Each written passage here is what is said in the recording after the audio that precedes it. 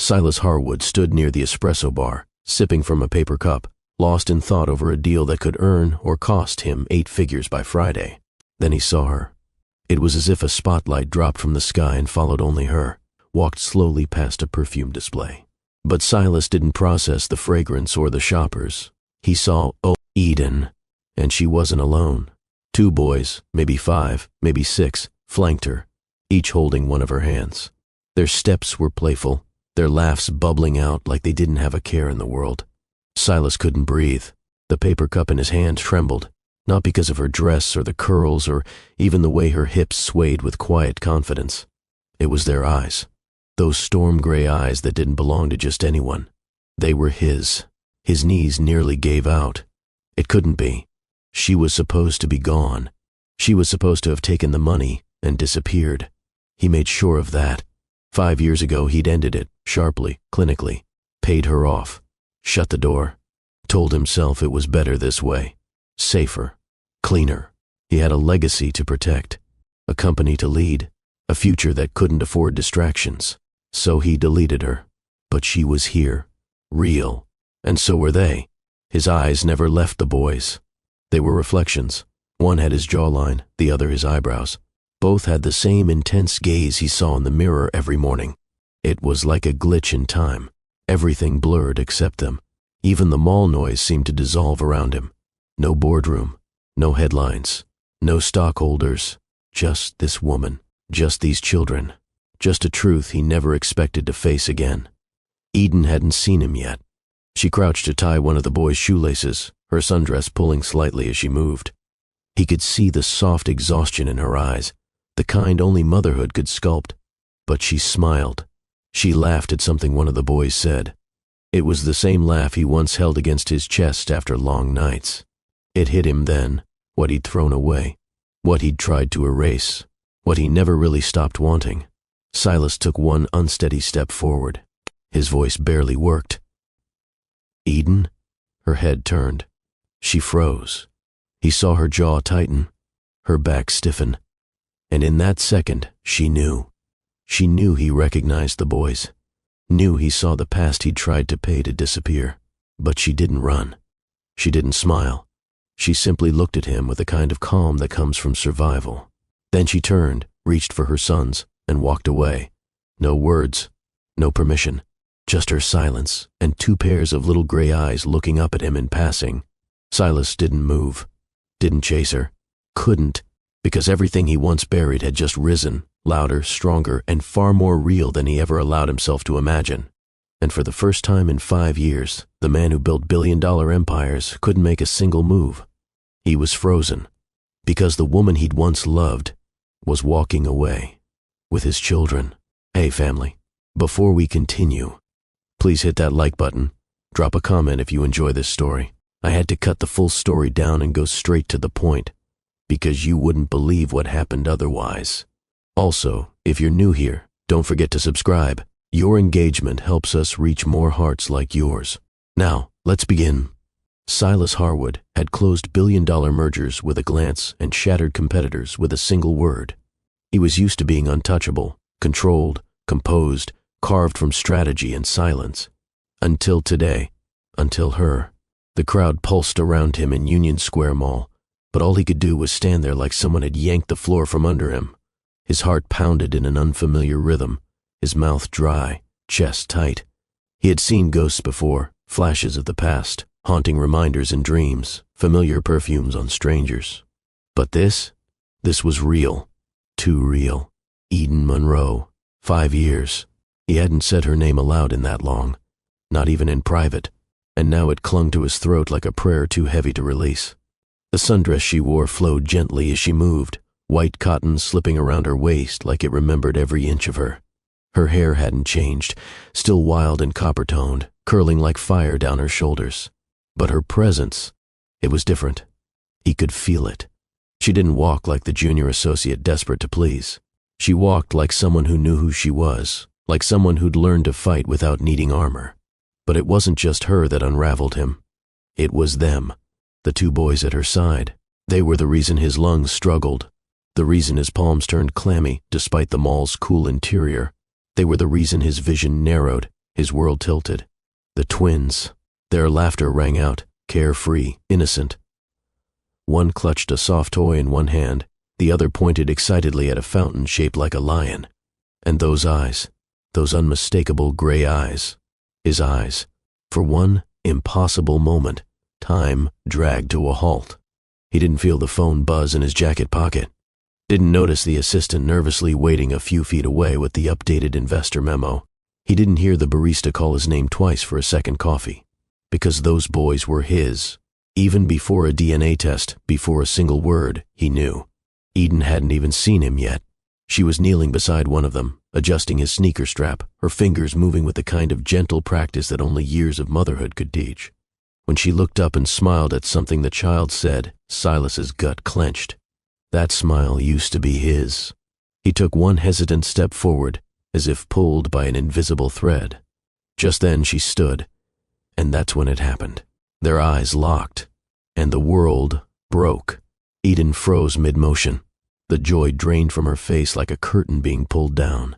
Her lips parted slightly, barely noticeable, but her hands reflexively moved to the boys, one on each shoulder, protective, steady.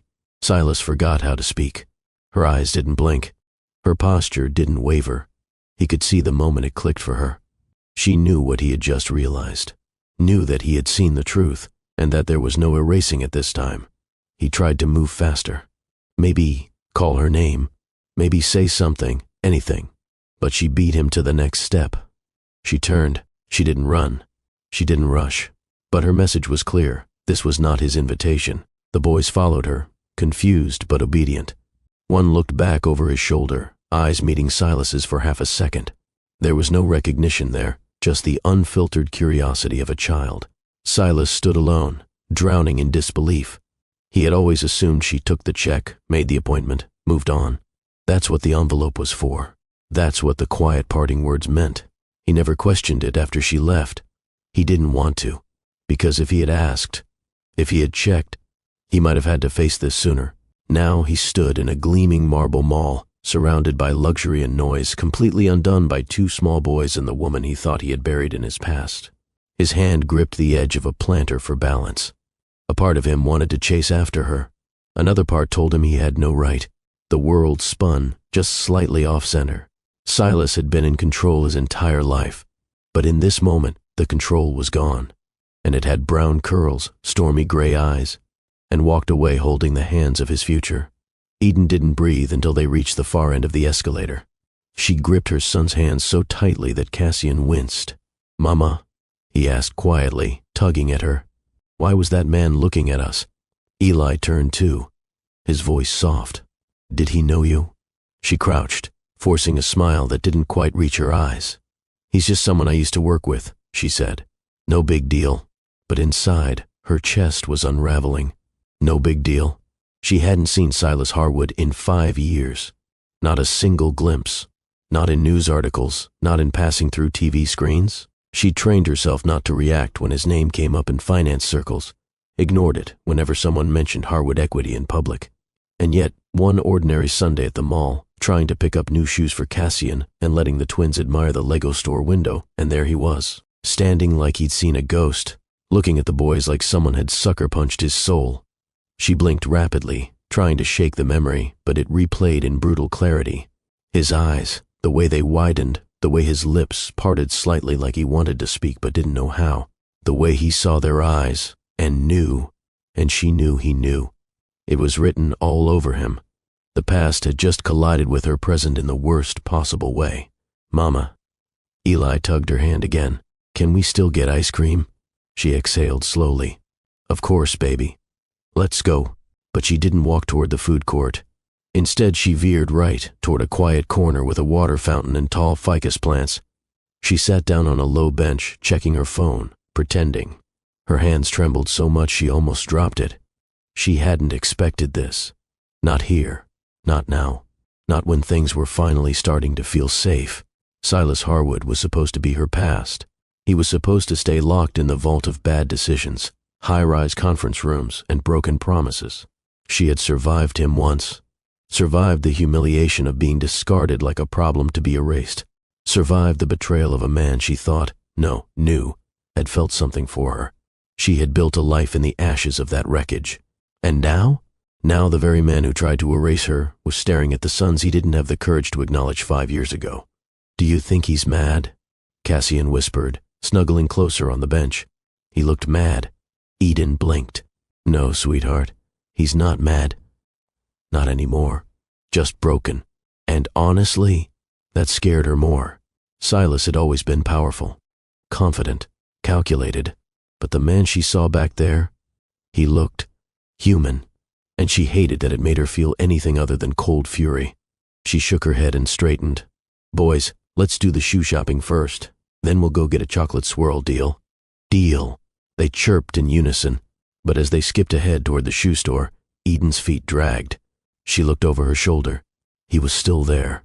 Not close, maybe 50 feet away, but watching. Not with judgment, not even with shock anymore, with something far more dangerous. Regret, and beneath that, longing. She turned back fast. That look, she remembered it too well. It was the same look he gave her the night he told her they had no future. The night he handed her a check and a cold choice. The night he said he wasn't ready. But his eyes had betrayed him then too. Just like now.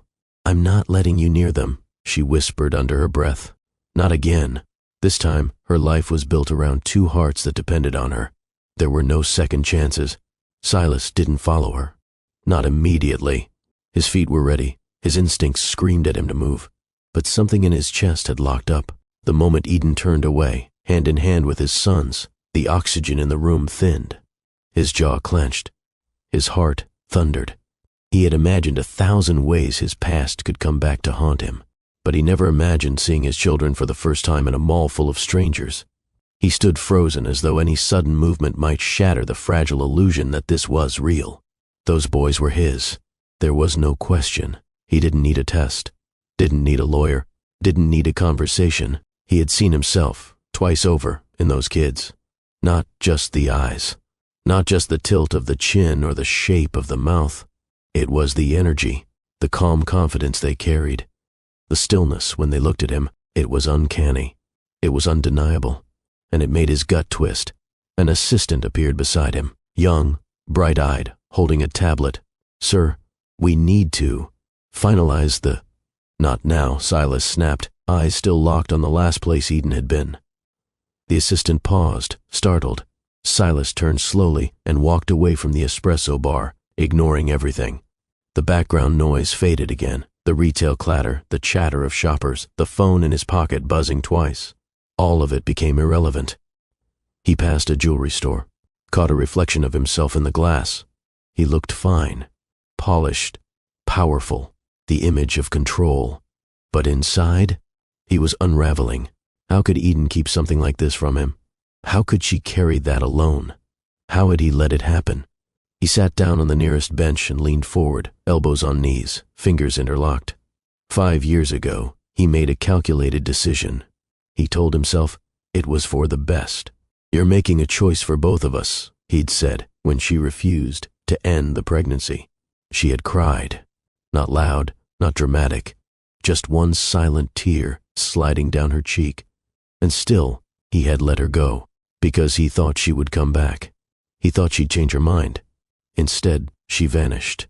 She had walked away because she couldn't trust him. And she was right. His mind raced back through every moment he tried to forget. Her laugh at midnight, the curve of her back under soft sheets, the way she argued in court like she was born to break barriers. And now she was a mother to his children. He leaned back, letting his head fall against the wall behind him, eyes fluttering shut. He didn't know how long he sat there. People moved around him. Someone asked if he was okay. He didn't answer, because what could he say? That he'd just discovered he had twins? That the woman he pushed out of his life had returned stronger than ever, with his legacy walking beside her? No, that wasn't a conversation he was ready for. When he finally stood again, the sun had dipped lower in the sky, streaking golden light across the atrium floor. His hands were steady now, his mind clearer. This wasn't going to be simple. But nothing that mattered ever was. Silas Harwood didn't believe in fate. He believed in decisions. And this time, he was going to make the right one. He would find her. He would face her. He would meet his sons. And he would fix this, no matter what it took. The elevator glided to the 59th floor with a gentle chime, its walls lined with brass and spotless glass. Eden Monroe clutched her portfolio with both hands, double-checking the page corners even though she knew they were perfect. This was it. Her first day at Harwood Equity Partners. The firm was one of Manhattan's most revered financial institutions, and the position? Competitive didn't even begin to describe it. She had clawed her way past Ivy League legacies and prep school prodigies to land this seat. Her resume wasn't padded with privilege, it was built with grit. Long nights, summer internships, law school scholarships, and sheer tenacity. She didn't come here to blend in. She came to make an impression. The elevator doors parted, and there he was, Silas Harwood. He wasn't surrounded by staff. He wasn't in a meeting. He stood by the corner window, arms folded across a crisp navy suit that looked like it had been sewn onto his body. His tie was perfectly knotted, and his hair had that faint silver sheen at the edges, the kind that made him look older than 39 in the best possible way. She hadn't expected him to be so striking, or present, or watching her this closely. "Miss Monroe," he said, his voice low and smooth. Right on time. Eden swallowed. "Mr. Harwood, thank you again for the opportunity. Time is the first test in this building," he said. "You'd be surprised how many fail it." There wasn't a trace of a smile, but something in his tone, curious, maybe, hinted at interest. Not flirtation, not yet. Just curiosity. "Come," he said, gesturing toward the long glass-walled conference room behind him. "We'll be reviewing the Graystar case together. I've heard you're sharp." She moved quickly, her heels quiet on the polished floor. "I try," she replied. "Don't try," he said without looking at her. "Win." Inside the conference room, the temperature felt cooler. The table gleamed, surrounded by silent chairs and a tablet set at every seat. Silas remained standing as she placed her binder on the table and opened it. "You actually printed the docket," he noted. "Everyone else here uses the internal system. I read better on paper," she replied, unbothered. "You wrote margin notes, color-coded." He blinked, and for the first time since she walked in, his mouth twitched. A near smile. "Well," he said, "at least I know you're not lazy." Over the next hour, they reviewed details, dissected clauses, and debated legal implications. Eden didn't hesitate. She didn't defer, and when Silas challenged her logic, she held her ground, respectfully but firmly. "That clause contradicts the indemnity protection," she said, turning the binder toward him. "They'll drag us in court for 8 months." Silas leaned closer, reading her notes. "You might be right," he muttered. "That's irritating." She blinked. "That I'm right? That I didn't see it before you did." By the end of the meeting, something unspoken had shifted. Silas wasn't just impressed. He was intrigued. And Eden? She wasn't just proving herself. She was being seen. Really seen. When the meeting ended, the rest of the team trickled in for the next session. But Silas lingered a second longer, watching her gather her notes. "Good work today, Miss Monroe. Thank you. You've got steel in you." She glanced up. "Is that a compliment?" "It is," he said. "Most people in this firm are paper. You're not." He walked away. She didn't move for a full 10 seconds. Then she smiled, just slightly, and slid her binder into her bag. Her first impression was made, and so was his. The thing about working late in a firm like Harwood Equity was that no one ever asked why your light was still on. They just assumed you were hungry for the win. And Eden was, at least at first. But something had shifted. It wasn't the cases or the climb. It was the man whose voice kept drifting down the hallway long after everyone else had gone home. The man who offered feedback without condescension and challenges without ego. Silas Harwood. It began with coffee. Always late. Always black. He'd knock once on the glass wall of her office and leave it on her desk without saying a word. She'd look up. He'd already be gone. The first time, she thought it was a fluke. The second time, she thought it was corporate courtesy. By the 5th time, she knew better. Then came the meetings. At first, he looped her into more complex litigation work, contracts meant for senior counsel, loophole hunting that usually went to trusted partners. And she delivered. Every time. One Friday night, just after 9, she stood before his desk, explaining a clause in the Ashcroft negotiation. She was mid-sentence when he interrupted. "Your voice gets sharper when you're close to proving me wrong." She blinked. "Excuse me?" "It's not a complaint," he said, leaning back. "It's just observation. Should I dull it down for your ego?" His brow lifted. Then, "Not if you want me to keep giving you real work." A beat passed. Then they both smiled. Something unspoken settled between them. The flirtation didn't come in winks or obvious lines. It lived in proximity, the way their conversation stretched beyond legal jargon, the way he lingered by her chair while reviewing documents, the way she started wearing lipstick at night, just a shade bolder than her usual, and the way he noticed. One evening, well past 10, she was standing beside a window in the top-floor conference room, flipping through a lease dispute. The city pulsed outside, alive and glittering. She didn't hear him approach. "You always this hard on real estate cases?" Silas asked, appearing behind her. She turned slightly, not startled. "I'm hard on anything that wastes our time. Remind me not to cross you." She arched a brow. "I don't like sloppy." He stepped closer, unbuttoning the top of his shirt, tie loosened. "Neither do I." Their eyes held, longer than they should have, longer than the firm's handbook would ever allow. That night, he walked her to the elevator. The silence between them was rich, charged. Neither made a move. Neither spoke of it the next day. But something shifted. The following week, he invited her to a private arbitration session in D.C. "Just you and me," he said, as if it meant nothing. She knew it wasn't just about the case. And yet, she said yes. In the car ride back from the courthouse, rain tapping softly against the windows, Eden sat beside him, close, but not touching. The driver took the long way back to the hotel. "You've changed," Silas said, his voice low. "In a month?" In confidence.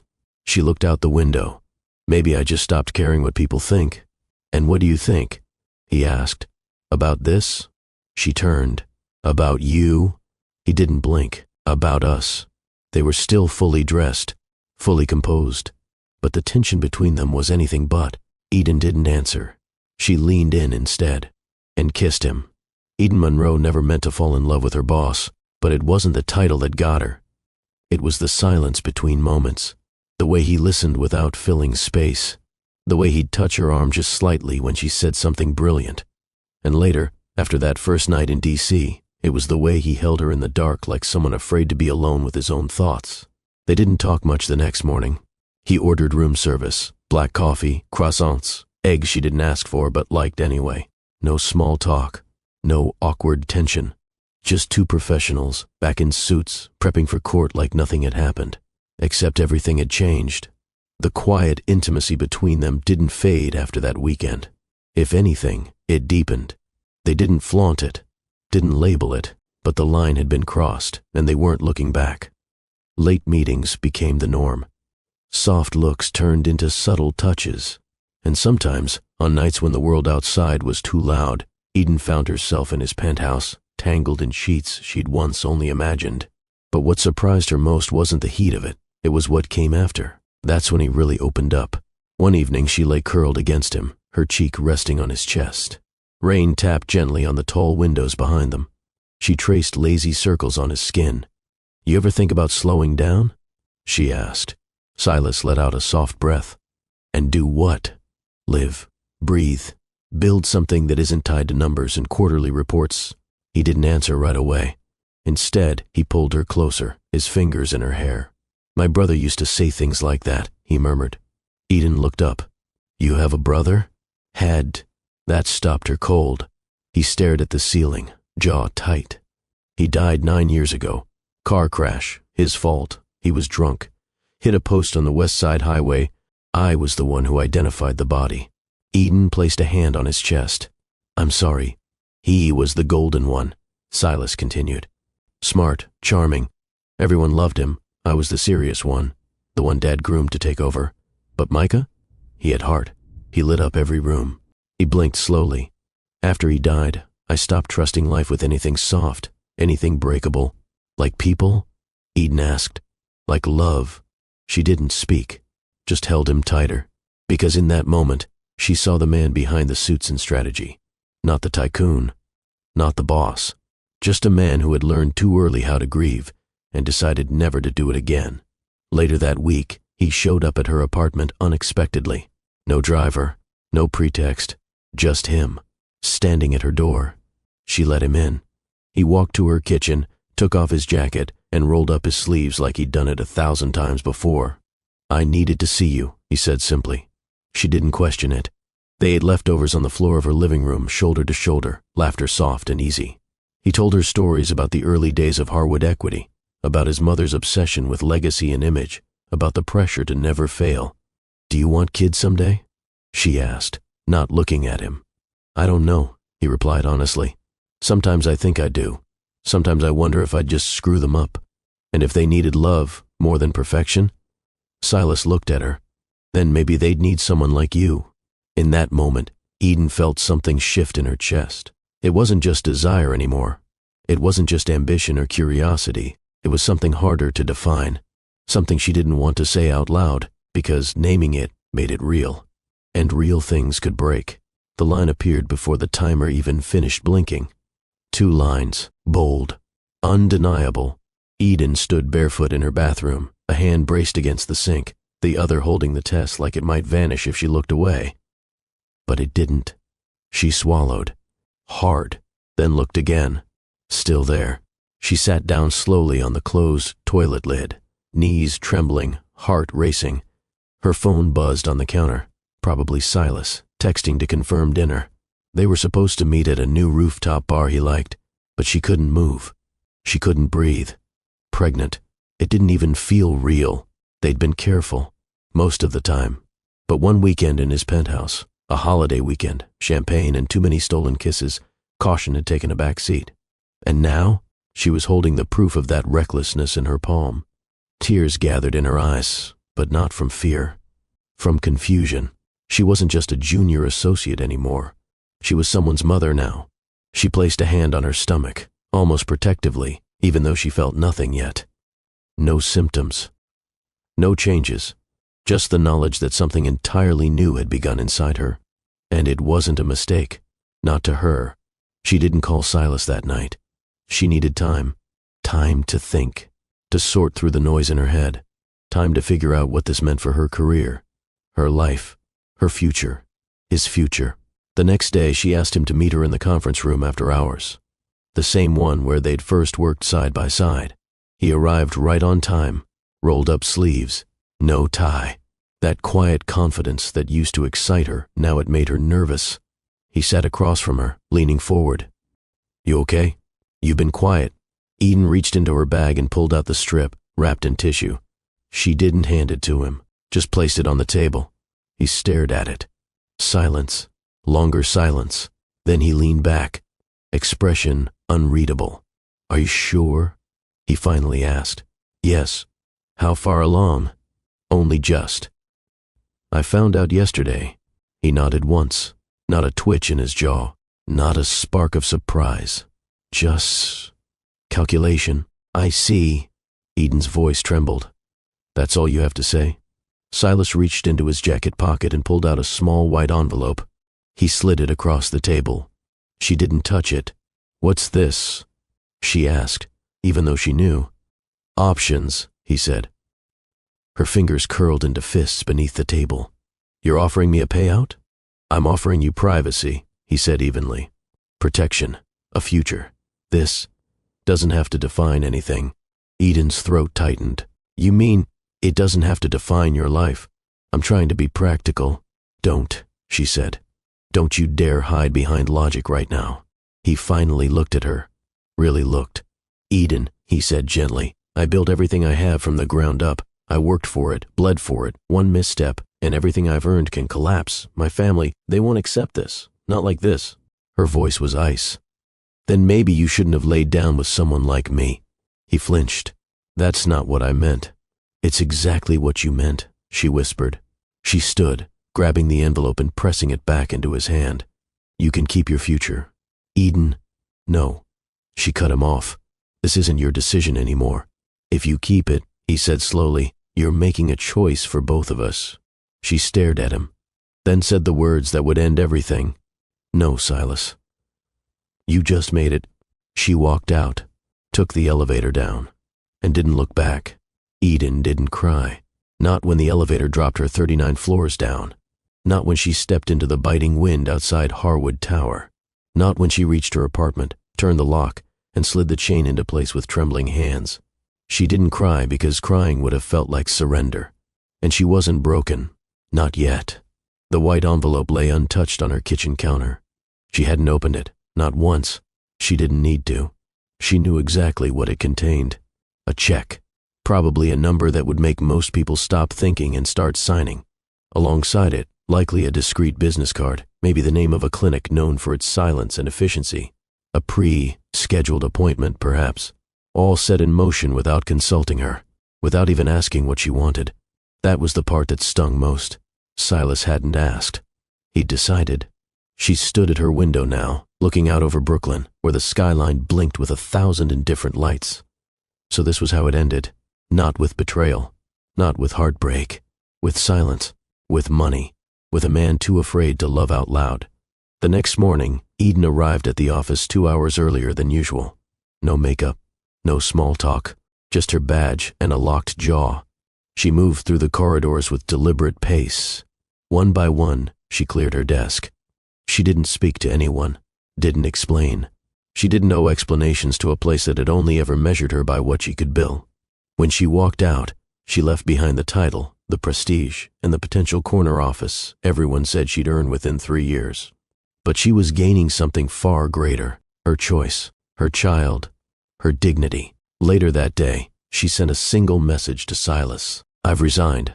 Don't contact me again. No greeting. No sign-off. Just truth. Delivered cold, like his envelope. He read it while seated in his private office, surrounded by contracts and silence. He didn't reply. Didn't call. Didn't chase. Instead, he closed his laptop, turned his chair toward the window, and sat there as the sun faded behind towers he once believed were the only thing that mattered. For the rest of the week, Eden didn't leave her apartment. She turned off her notifications, blocked his number, and powered through waves of nausea and insomnia. She drank ginger tea in the morning, cried into her pillow at night, and Googled everything from prenatal vitamins to freelance legal work. She also prayed, not for him, but for clarity and for strength. On Thursday morning, she mailed the envelope back. Still sealed, no note inside, because he never gave her a chance to speak. Why should she give him closure? By Sunday, she was boarding a train. No return ticket. Just 2 suitcases, a battered laptop bag, and the growing flutter of something alive inside her. She didn't look back at the city skyline. She was done waiting for people to value her worth. From now on, she would build something for herself and for the life she now carried. Back in Manhattan, Silas sat alone at his dinner table. A full plate, untouched wine, a perfectly cooked steak cooling in front of him. He didn't eat. He just stared at his phone, reading the message she sent on repeat. Don't contact me again. It was the first time in his life someone had walked away from him, and meant it. And he hated how much that hurt. Savannah smelled like honeysuckle and freedom. The moment Eden stepped off the train, the weight she'd carried for weeks began to lift, one heartbeat at a time. Her Aunt Raina stood waiting at the platform, arms wide, eyes soft. You don't have to explain a thing, baby girl, she said, pulling Eden into a long hug. You're safe here. And just like that, Eden exhaled. Raina's house sat on the edge of town, a weathered 2-story home with a wraparound porch and hydrangeas that bloomed in thick purple clusters. It wasn't fancy. It wasn't fast. But it was hers now, at least until she figured out what came next. Eden unpacked slowly. First, the baby books. Then her legal pads. Then the photograph she kept tucked inside her notebook. One of her at her NYU graduation, beaming in her cap and gown, Silas nowhere in sight. She placed it face down on the nightstand. Some chapters didn't deserve to be on display. The first few weeks in Savannah were quiet. She slept more, ate better, walked barefoot around the porch in the mornings, tea in hand, talking softly to the small life growing inside her. She didn't rush into anything. No resumes, no interviews. Eventually, though, the need to create returned. She wasn't meant to stay still for long. By the 3rd month, Eden began offering freelance legal services to local nonprofits, mostly tenant disputes, immigration cases, and pro bono aid for single mothers who had no idea where to start. Her reputation grew quickly. Clients trusted her, and she was finally using her brain for something that mattered. One night, while organizing intake forms on the kitchen table, Raina walked in with a mug of hot cocoa. "You haven't said his name once," she said. Eden didn't look up. "Because he doesn't deserve it. You still thinking about him?" "I think about what he threw away." She looked down at her belly, now starting to show under her sweatshirt. "That's not something you forget overnight." Raina sat down beside her. "You don't have to forgive him," she said. "But don't let what he did make you afraid to be happy." Eden closed her eyes. She wasn't afraid of happiness. She was afraid of hope. The days blurred into months. Pregnancy wasn't easy. There were aches, nausea, and that strange mixture of exhaustion and restlessness that came with growing two lives at once. But Eden carried it with quiet strength. She read every book, ate every leafy green, talked to her belly like it could talk back, and when the kicks started, she cried, alone, happy, grateful, and terrified. She gave birth in the spring. A thunderstorm rolled across Savannah the same night. The twins came early, but strong. Cassian first, loud, impatient, wide-eyed. Eli followed, quiet, observant, with a deep furrow between his brows that reminded her of Silas immediately. She didn't cry in the delivery room, but when they placed the boys on her chest and their tiny fingers curled instinctively around hers, that's when the tears came. Not from grief, not from loss, but from the overwhelming truth she'd done this. She'd made something good out of everything that nearly ruined her. Life with newborn twins was chaos. There were sleepless nights, never-ending feedings, and diapers she could have sworn multiplied on their own. But it was hers. Every challenge, every breakthrough, every small victory. It was hers. She got used to grocery runs with 2 car seats wedged into the cart, learned how to feed one baby with her left hand while burping the other on her shoulder, started working again, part-time, remotely, helping a civil rights firm in Atlanta from her home office. And at night, when the boys finally fell asleep and the house went quiet, Eden would sit by the window and hold their baby monitors close. She didn't think of Silas, not often, and when she did, it wasn't with longing. It was with resolve. He had missed all of this. By choice, Silas Harwood didn't talk about it, not to his legal team, not to his closest advisor, not even to the woman who raised him. Eden was gone, and he had no one to blame but himself. But still, he didn't speak her name. He buried the truth in his calendar, in quarterly reports, in board meetings stacked so tightly that he sometimes forgot to eat. When anyone asked how he was doing, he offered a sharp nod and a tighter smile. And when they left the room, he sat in the quiet, staring at nothing. His mother noticed first. "You've lost weight," Caroline Harwood said one morning over breakfast at the family estate in Westchester. "I've lost patience," Silas replied, sipping his espresso. She ignored his tone. "That girl you were seeing, she's gone?" He glanced up slowly. "What girl?" "The one from the office. Sharp little thing, red hair." He said nothing. She set her teacup down with a soft click. Good, that was never going to last. He didn't reply, because he knew what she meant. It wasn't just about professionalism or reputation. It was about legacy, image, control. Everything Caroline had spent decades polishing into perfection. Eden didn't fit that design. Too smart, too bold, too unshakable. What Silas didn't know, what Eden never had the chance to tell him, was that his mother had found out about the pregnancy long before he did. It wasn't hard. Caroline had ears everywhere, in every department, every boardroom, every hallway. And when whispers of Eden's resignation began swirling, Caroline made one phone call. Discreet, efficient. "I need her gone," she said into the receiver. "No scandal, no press, make it clean." And within 48 hours, Eden was offered a quiet payout far beyond the envelope Silas had given her. She refused, but the message was clear. Silas never knew. He assumed Eden left because she was angry, or hurt, or too proud to stay. And maybe she was all of those things. But she hadn't just left. She'd been pushed by someone who had perfected the art of erasing problems. Months passed. Silas focused on mergers, expansion. He turned Harwood Equity into one of the most aggressive growth firms in the country, swallowing smaller funds and flipping them for profit within a year. He made headlines, graced magazine covers, was named one of Manhattan's most eligible bachelors by some tasteless lifestyle site he'd never heard of. None of it mattered. Every night, When he loosened his tie and poured a drink he rarely finished, the same question returned. What if I'd asked her to stay? He replayed the final conversation again and again. Her standing across the table, pregnant, unflinching, the envelope untouched between them, and the look in her eyes, part fury, part heartbreak, and something else, conviction. She had meant it when she walked away. He knew that now, and the silence that followed wasn't passive. It was chosen. She hadn't just left his life. She had removed herself from his entire world. Still, every so often, Silas would glance at a redhead passing on the sidewalk, or hear laughter in a cafe that sounded like hers, or smell cinnamon, her favorite tea, and feel his stomach twist. But he never looked her up, never searched her name, because deep down he believed she had the right to disappear. He'd made his choice, and now he was learning what it meant to live with it. Hello, everyone. This is Dr. Phillips. If you are still here with me, if you are still enjoying this story, please take a moment to hit the like button and also subscribe, because what happens next will put you at the edge of your seat. Now, let's continue. Eden hadn't planned to return to New York. Not ever. But the job offer changed everything.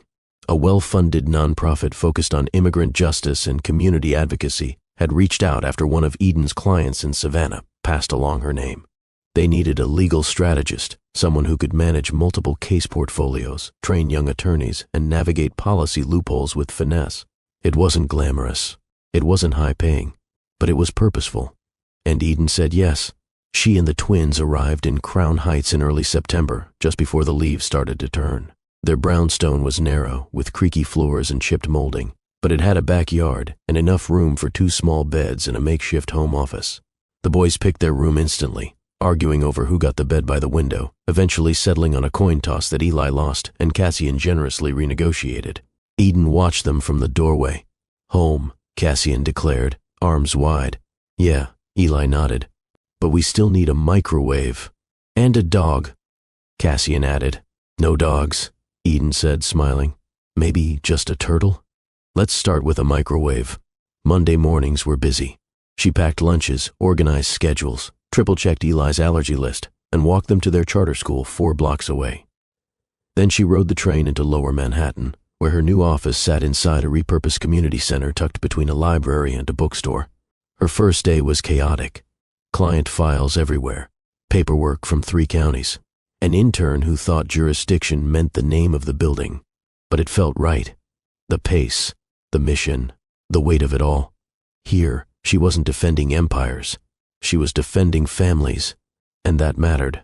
On her second week, she attended a donor meeting at the Union Square Atrium Mall, a location picked by the board chair to impress out-of-town philanthropists. Eden arrived early. She wore a navy blue jumpsuit with white sneakers and no makeup. She hadn't planned on dressing up. The meeting wasn't about appearances. It was about funding housing protections for undocumented mothers. Her mind was on the talking points, on the spreadsheet she'd reviewed on the train, not on her surroundings, and certainly not on fate. The twins came with her. It was a Saturday and their babysitter had canceled last minute. She promised them ice cream if they behaved, and they agreed without fuss, each holding one of her hands as they strolled through the marble-tiled atrium. Cassian tugged at her side. Mama, can we go look at the fountain again? After the meeting, sweetheart.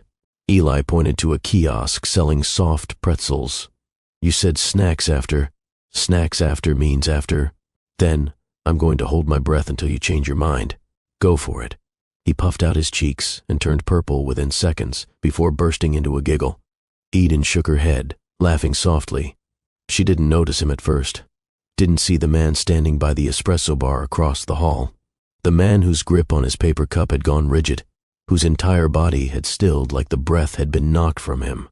Silas Harwood, watching, frozen. Eden bent down to tie Cassian's sneaker, and when she stood, she felt it.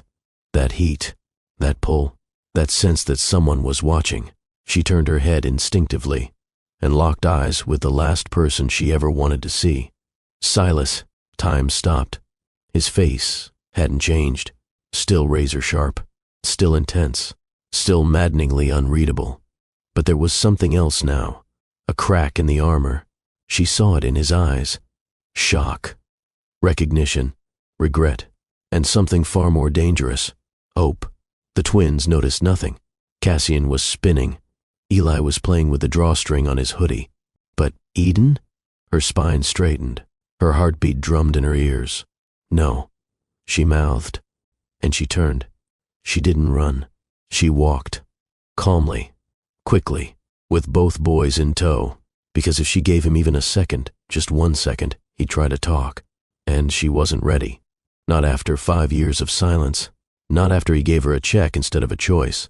Not after she spent nights feeding twins alone with her back against a creaking wall and no one to lean on but herself. He didn't get a conversation. He didn't get a moment. Not yet. Maybe not ever.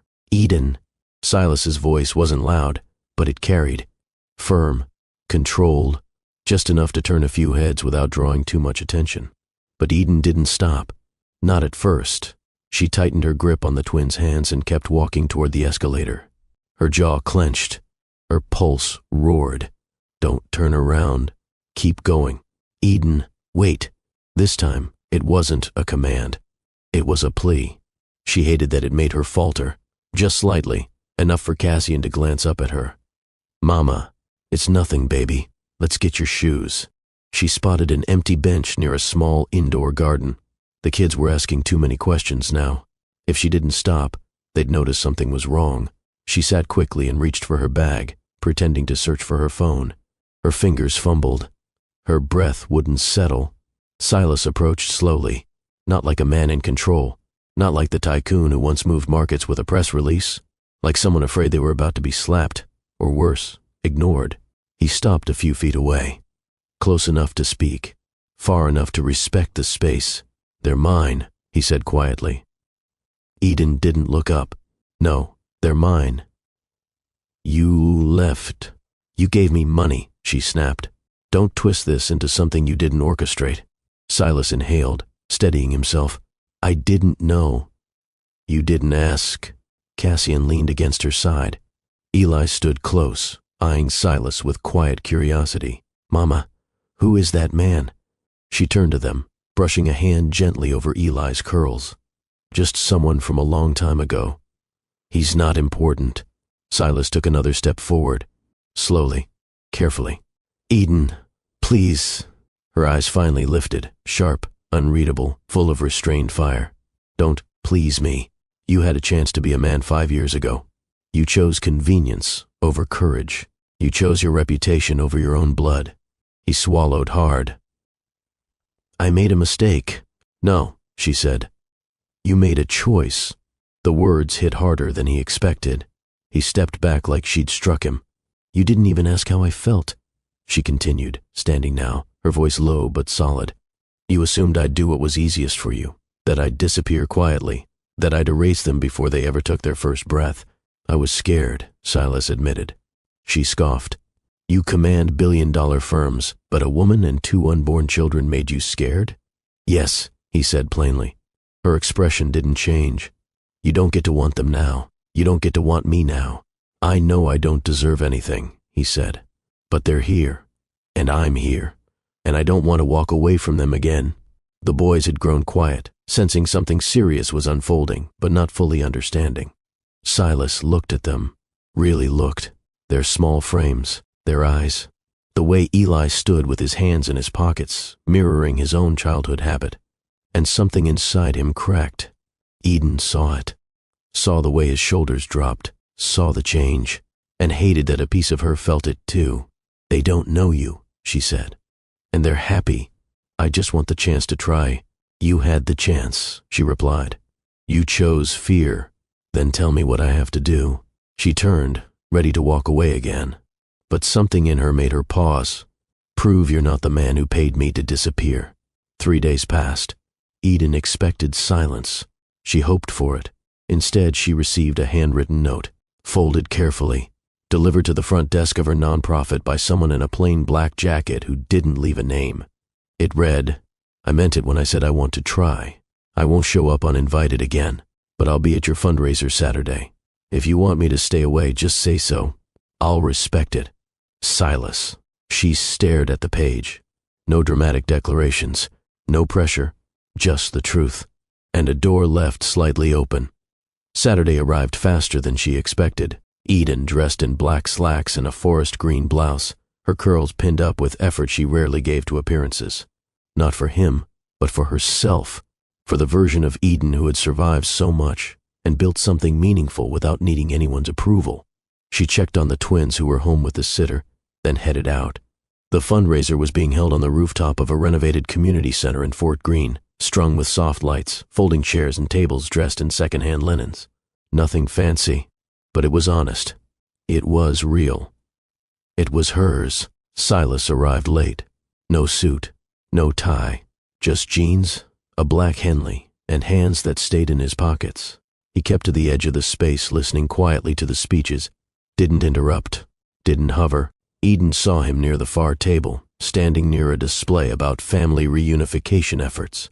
He was reading, not just glancing, actually reading. That unsettled her more than any confession could have. After the event, guests began trickling out. The volunteers started cleaning up. She found herself walking toward the far corner of the rooftop, away from everyone else, her tea still warm in her hand. "Thought you'd duck out early," she said. Silas turned. His voice was soft. "I told you I'd come." She looked him over. He looked different, not polished, not curated, just present. "You don't belong here," she said. "I know. So why are you here?" "Because I didn't just lose you," he said. "I lost the only version of myself I ever liked." She didn't reply. Didn't trust herself to. He stepped closer, but not too close. "You smell the same," she murmured, caught off guard by the words slipping out. His lips twitched.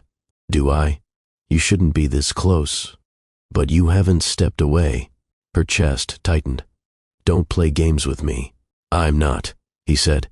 "I don't want games. I want truth." For a long moment, neither of them said anything. Then his hand brushed hers. Light, careful, like he was afraid she'd vanish if he moved too fast. Her breath caught. "I don't trust you," she said. "I don't expect you to," he replied. "But let me show you that I've changed." She looked up at him. "One chance," she whispered. "You ruin it, and I won't even say goodbye." "Understood." He moved closer, gently. And for the first time in years, she didn't pull away.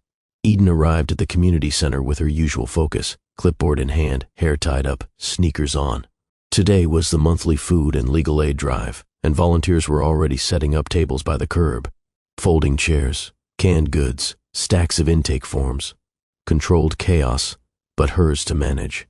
She was halfway through assigning case numbers when a soft murmur rolled through the courtyard. "Isn't that Silas Harwood?" Her pen froze mid-signature. She looked up, and there he was. Again, not dressed to impress, no entourage, just jeans, sneakers, and a plain black t-shirt. He was carrying 2 crates of bottled water. Eden blinked. Is he volunteering?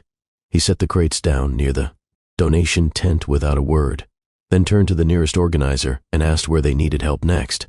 They sent him to traffic control, guiding walk-ins to the sign-in table.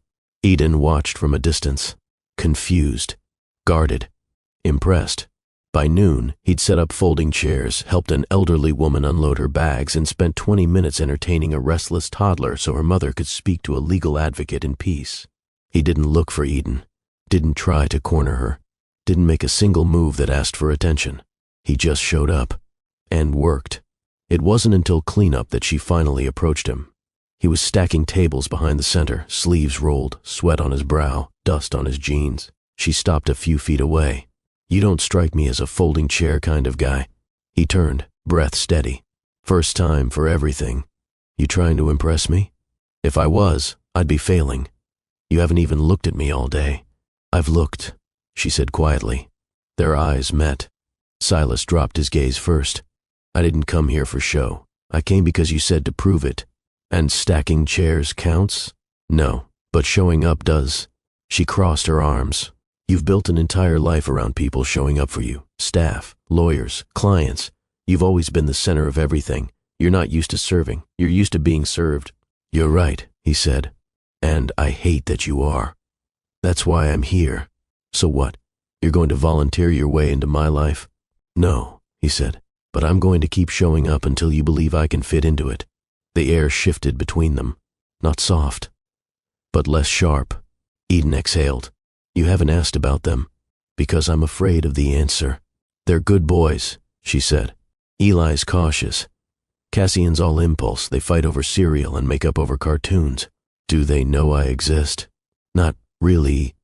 A pause. Do you want them to? I don't know, she admitted.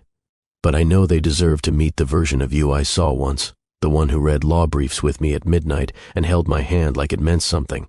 Silas nodded slowly. Then I'll keep showing up. He turned and walked back toward the truck, lifting another crate without ceremony. Eden stood there, still, staring at the man she once believed only knew how to walk away, now choosing to stay. And not just stay, serve. The sun was beginning to sink behind the Brooklyn skyline, casting an amber glow across the rooftop of the community center. Most of the volunteers had gone home. The last of the tables had been folded and wheeled inside. The event was over, but Eden lingered, sipping warm tea from a paper cup beneath a string of flickering lights. She needed air, and space, and silence. She heard the footsteps before she saw him. Slow, unhurried, heavy. Silas. He didn't speak right away, just stood at the edge of the rooftop, hands in his pockets, watching the city breathe. She didn't tell him to leave, didn't ask why he stayed. That said, enough. It's quieter up here, he said finally. That's the point. She didn't look at him, didn't need to.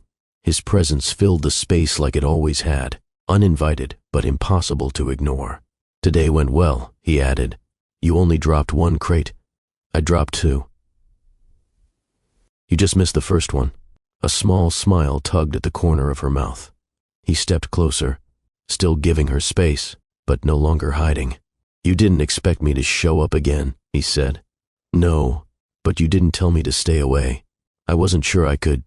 Could what? She turned to face him. Tell you to leave, and mean it. Silas's eyes softened. I didn't come to make this harder. Then why did you come? He took a deep breath. Because I needed you to see that I'm not the same man I was, that I remember who I was when I was with you, that I miss him. He wasn't perfect, but he was honest. It was lukewarm now, but it gave her something to hold. You hurt me, she said. I know. You didn't hesitate. I know that too. You gave me a check like I was a problem to fix. I was scared. So was I, she snapped. But I didn't run. He nodded. Didn't argue. Didn't deflect. Just stood there and took it. She stepped forward, close enough to see the tired lines under his eyes, the roughness at his jawline, the weight he carried now that couldn't be solved with a wire transfer or a boardroom win. Why now? Because they're here, he said. They exist, they're real, and I saw myself in them. That shook something in me, woke something up, and if I walk away again, I'll never be able to forgive myself. Her voice was a whisper. You don't get to ask for forgiveness. Then let me earn it. And what if you fail again? Then I fail trying. Silence settled between them. Then, she said, the thing neither of them expected. You smell the same. He blinked. Do I? Like cedar and citrus and arrogance. He chuckled, just once. You used to like that smell. I used to like a lot of things. She turned away, but he stepped behind her, close, not touching. You never used to walk away from me. I had to learn, she said. I had 2 reasons to. And if I asked you not to this time? She turned again, met his eyes. Then don't give me a reason to. There was no kiss, no promises, just a fragile thread of something rebuilding itself in the night air. Rain tapped the windows of Eden's apartment like it had been waiting for this moment. The twins were asleep upstairs, tucked beneath matching blankets, their nightlight casting a soft blue glow through the hall. The house was quiet, except for the sound of boiling water on the stove and the distant hum of the old radiator. Eden stood barefoot in the kitchen, pouring tea. She didn't expect him to come. Even after their rooftop talk, she figured it was over for the night. But when the knock came, soft, unassuming, she didn't hesitate. She opened the door, and there he was, again, soaked from the walk, hair damp, jacket clinging to him, eyes locked on hers like he hadn't stopped seeing her since the moment she turned away on the rooftop. Neither of them spoke. She stepped aside. He walked in. She handed him a towel. He ran it over his head once, then dropped it onto the back of the couch. You always answer the door like that? He asked, barefoot and armed with chamomile? Yes. A smile curved at his mouth. I could leave. You could. But I don't want to. Eden looked at him. Long. Hard. Then turned and walked to the living room. He followed. She sat on the edge of the couch. He didn't. He stood in front of her. Still watching. Still silent. As if waiting for her to change her mind. Say something, she said, almost under her breath. I'm trying not to ruin this. You already did. 5 years ago. Then tell me how to fix it. You can't. She looked up. But you can start here. What followed wasn't desperate. It wasn't sudden. It was quiet. Measured. Intentional. She stood, their hands still linked, and pulled him closer. He leaned down, slowly, their foreheads touching. His hand brushed her waist. Hers slipped behind his neck. Then, finally, their lips met. It wasn't a kiss. It was a confession. Everything unsaid. Every buried ache. Every I miss you. Neither of them had dared to whisper. She led him up the stairs like she had done once before. But nothing about this was the same. They weren't the same. She was no longer the woman seeking his approval. And he was no longer the man hiding behind power. They undressed each other in silence, reverent in the way they touched. His hands moved over her body like they remembered every inch but still wanted to relearn her from scratch. She gasped when his mouth reached the scar beneath her navel, the one that brought their sons into the world. He kissed it like it mattered, like it was sacred. You didn't even know, she whispered. I know now, he said. And I'm sorry. Don't apologize. Not right now. Then let me show you. What followed was slow, sheer heat, layered over trust, woven through memory. Her back arched under his hands. Her nails scraped against his shoulder blades. And when she cried out his name, just once, low and broken, it shattered him. Again, he whispered against her skin. Say it again. Silas, she gasped. Don't stop. And he didn't. Not until they had both come undone in a way that felt more like coming home than falling apart. Afterward, they lay in the dark, her head on his chest, his hand resting gently on her thigh. No words. Just breath. Just warmth. Just the quiet truth that something had changed between them. Not erased. Not fixed. But different. Real. I should have fought for you, he murmured. Then fight now, she replied. Silas slipped out of Eden's apartment just after dawn. He moved quietly, careful not to wake her or the boys upstairs. Her breathing was slow, steady, and peaceful. She lay curled in the sheets, one hand resting on the empty side of the bed like it belonged to him. Maybe it did. Or maybe he was still earning it. Either way, he left her with a kiss on the forehead and a note on the pillow. Let me take you to breakfast tomorrow. Just us. By the time he reached the sidewalk, the sky had lightened and his phone was buzzing. Unknown number. He hesitated, then answered. Silas Harwood. Silence. Then the voice he knew better than his own. You're making a fool of yourself. His mother.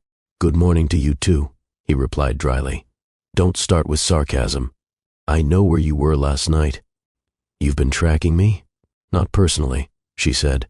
But you're a public figure. When you spend the night in Crown Heights, people talk. Silas's jaw tightened. They shouldn't, and yet they do. You're slipping, Silas. You mean I'm being human? I mean you're letting a mistake walk back into your life. He paused in front of a bakery, one hand gripping his phone tighter. They're not a mistake. You paid her to go away. You don't owe her anything else. You're wrong. Don't be foolish. You're risking everything for a woman who already proved she doesn't belong in our world. That's the difference between you and me, he said calmly. I'm not interested in our world anymore. Then you're no longer fit to lead Harwood Equity. That did it. His voice dropped. Steel in every syllable. If that's what this company demands, that I sacrifice my family to protect an image, then maybe I built the wrong empire. Silas, I'm done, Mother. You don't get to manipulate this. Not again. He hung up. Back at Eden's apartment, she sat at the kitchen table, staring at the note he'd left. She read it 3 times, folded it once, then placed it under her phone. She wasn't used to this version of him, wasn't sure how long he'd last, but something about that note, handwritten, humble, made her believe he might actually mean it. At noon, Silas returned. No suit, just jeans, a gray hoodie, and 2 paper bags from the bakery he'd passed earlier. I didn't know what you liked, he said. I like croissants, she replied, smirking. And choices. Then we're in business. They sat on the floor of her living room, legs crossed like teenagers, sharing coffee and awkward glances.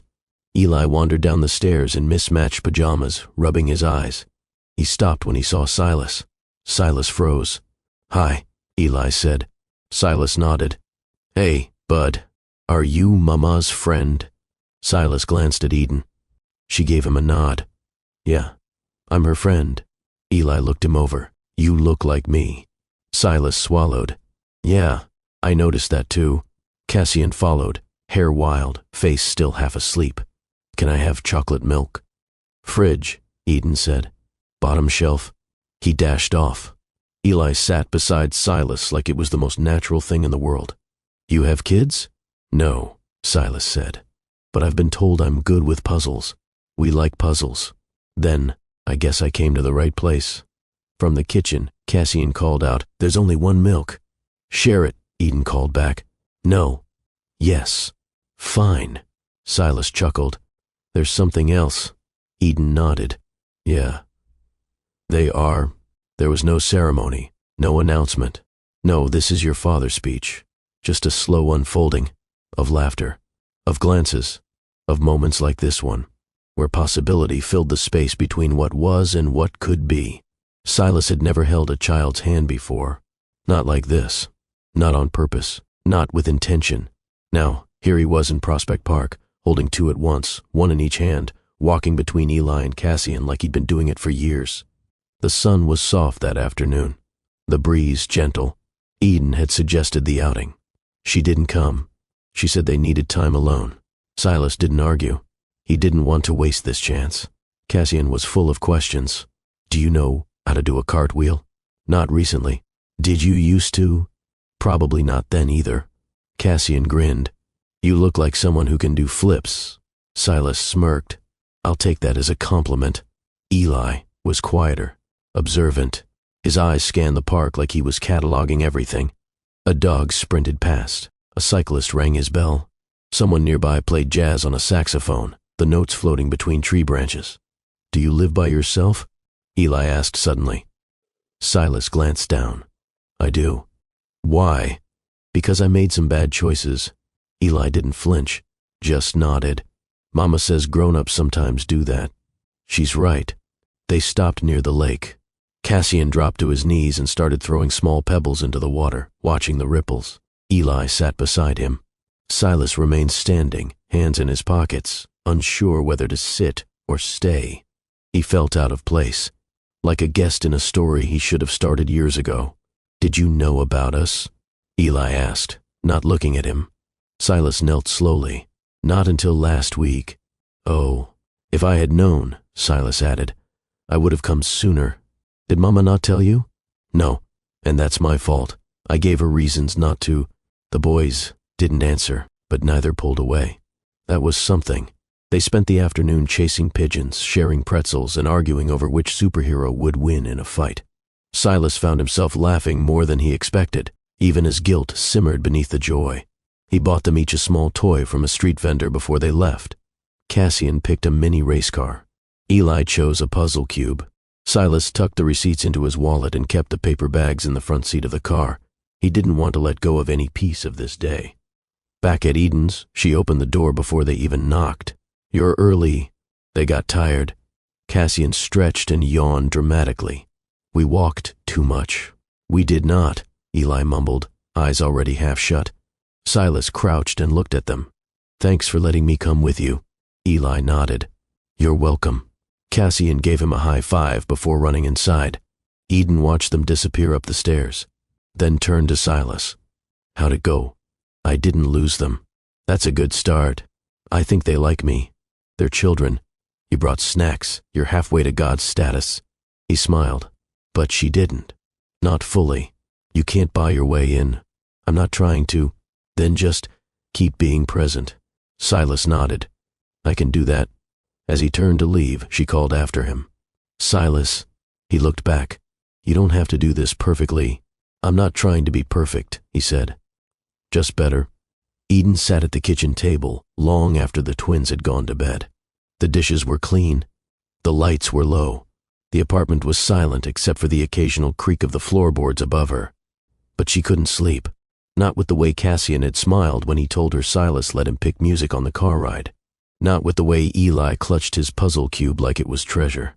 They talked about Silas like he was theirs, like he'd always been there, and part of her hated how easy that transition had been. She wasn't jealous. She was afraid of what would happen if he walked away again. The boys were still young, still soft. They loved quickly, trusted easily. What would it do to them if this turned out to be temporary? If Silas got cold feet again? If his mother stepped in? If business or pride or fear made him retreat the way he did once before? Eden reached for her tea. It had gone cold. She dumped it in the sink and leaned on the counter, staring at the window without really seeing anything. She thought of the months she carried them alone. The night she woke up panicked, unsure how she'd feed 2 newborns. The moment she brought them home from the hospital with no crib assembled, just a mattress on the floor and 2 swaddled bundles who depended on her for everything. And she'd done it. Alone. She had survived. They had thrived. Now this man who gave her nothing but silence wanted to show up like he'd always been a part of the picture. She wanted to believe he'd changed. She really did. But a part of her still saw the man who sat across from her with an envelope and a practiced speech. Her phone buzzed. A text. Silas, did I do okay today? She stared at it. Simple, honest, not polished.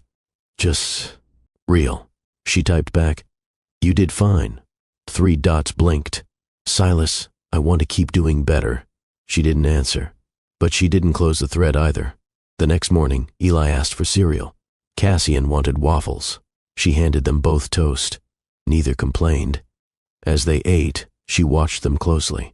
Did you like spending time with Silas? Cassian nodded. He knows how to tie shoes and make jokes. Eli chewed thoughtfully. He asked good questions. What kind of questions? Like, what we dream about, what we're scared of. What did you say? Eli shrugged. That I don't like the dark. Eden looked at Cassian. And you? That I'm scared of big animals with sharp teeth, like sharks.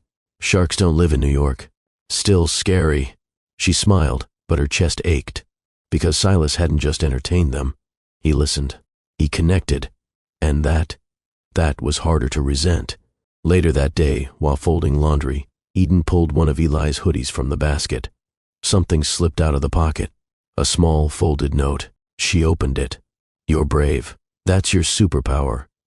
Her fingers tightened. She sat down, not because she was overwhelmed, but because for the first time, she realized Silas wasn't just trying to win her back. He was fighting for the boys, too. The call came during a board meeting. Silas had been listening half-heartedly to a finance manager drone on about risk models when his assistant walked in and leaned down to whisper. It's urgent, personal. He excused himself without hesitation. The moment he stepped into the hallway, his phone was placed in his hand. Line 2. Someone named Deirdre, from Savannah. Deirdre. That name rang a bell. Eden had mentioned it once, an older woman from the legal aid clinic. A mentor. Silas answered. This is Silas Harwood. Mr. Harwood, the woman said. I didn't want to get involved, but I'm too old to keep quiet when something doesn't sit right. I'm listening. I used to work closely with Eden during her time here. She didn't know I saw the mail that came in. I never opened anything, but I recognize your company's logo. I recognize the lawyer, too, someone I've dealt with before. Eden received an offer from your firm. Not from you. From someone else. Silas's chest tightened. When was this? A week after she left New York. It wasn't just a check. It was a full settlement agreement. NDAs, liability waivers, a hush clause. That's not possible. I know you didn't send it, but someone did. Someone close to you. The line crackled with silence. I thought you should know, Deirdre said. Eden never said anything. She just tossed it in the trash. Thank you, Silas said quietly. I mean that. You seem like a man trying to do right. If that's true, then start by cleaning up what you let happen. Silas didn't go back into the boardroom. He walked out of the building and called his legal counsel directly. I want every document that went through my office during the first quarter of that year. Every settlement letter. Every non-disclosure draft with Eden Monroe's name on it. That might take, now, 3 hours later, he sat in his office with a thick folder in his lap. There it was. Not just one letter, 3, all sent from his personal legal team, all bearing his name, all filed under sensitive relationship risk mitigation, none of which he had approved. He didn't need to ask who had authorized it. The initials were right there at the bottom of the document. Shach, Caroline Harwood. His mother. He stood so fast his chair tipped backward. Glass cracked beneath his foot. He didn't notice. It was dark by the time he arrived at the estate in Westchester. His mother was sipping brandy in the sitting room, flipping through a hardcover biography of some politician she once dated. "You look terrible," she said without glancing up. "You lied." That got her attention. She set the book down. "Excuse me? You went behind my back. You paid Eden off after I gave her the envelope. I protected you. You erased her. She was a threat to everything you'd worked for. She was carrying my children." The room fell still. His mother didn't flinch. "You would have lost everything. Then maybe it wasn't worth having." She stood. "Don't say that. Not after what we built. You built it on silence, on control. I loved her, and I was too weak to say it. But you," he pointed at her, voice rising, "you made sure she never came back. She left. That was her choice." "No," he said. "That was yours." She looked at him like she didn't recognize what he'd become, and maybe she didn't, because for the first time in his life, Silas Harwood wasn't playing defense. He was done protecting the name. Now he was protecting the truth. He walked out without another word, didn't look back, didn't answer when she called after him. Back in the city, Eden was reading bedtime stories on the floor while Cassian and Eli fought over blanket space. She didn't know the storm that had just started behind her, but she'd feel its impact soon enough, because Silas Harwood was finally awake, and this time he was fighting for her. Eden stood in her hallway, barefoot, wearing leggings and an oversized t-shirt with one of the twins' juice stains on the hem. It was late. She wasn't expecting anyone, but the knock came anyway, firm, deliberate. She opened the door. Silas stood there. He looked different, not broken, not polished, just stripped, real. "Can we talk?" he asked. "Now. I have to say this before I lose the nerve." She stepped aside. They didn't go far, just the living room. She sat on the couch. He remained standing for a beat too long, like he didn't quite know how to exist in this space anymore. "Is this about the boys?" "It's about everything." He reached into his jacket and pulled out a folded document, set it gently on the coffee table. "I didn't know she did this." Eden frowned. "What is it?" "A copy of the settlement offer sent to you, the one I never approved." Her chest tightened. "What?" "My mother authorized it. She forged my consent. She sent 3. Eden stared. "I thought it was you." "I know. I thought you wanted me erased. I didn't even know you were gone until it was too late, and when I tried to reach you, she told me you'd taken the check. I didn't." "I know that now." Eden picked up the paper. "Read it once. Then again." Her hands shook. Her whole world had been shaped by that letter, by what it implied, what it confirmed. And now he was telling her the foundation had been rotten from the start. "I needed to tell you," Silas said, "not to ask for forgiveness, but because you deserve to know the truth. It doesn't fix it. No, it doesn't give me those years back. I'm not trying to erase them." He sat, slowly, leaning forward. "I want to build new ones, with you. With them. You think it's that simple? No. I think it'll be the hardest thing I've ever done." Silence. Thick, charged. Then, "They're asleep," she whispered. "You want to say goodnight?"